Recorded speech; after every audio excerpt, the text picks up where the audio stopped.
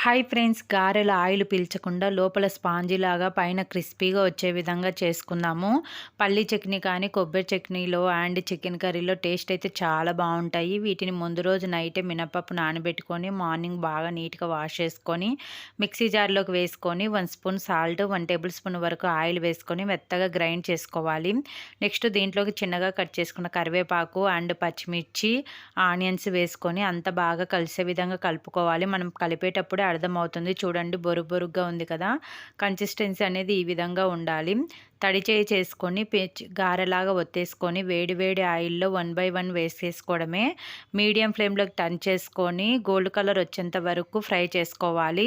Taste చాలా బాగుంటాయి. Chicken కర్రీలోకి అయితే చాలా బాగుంటాయి. తప్పకుండా ట్రై చేయండి.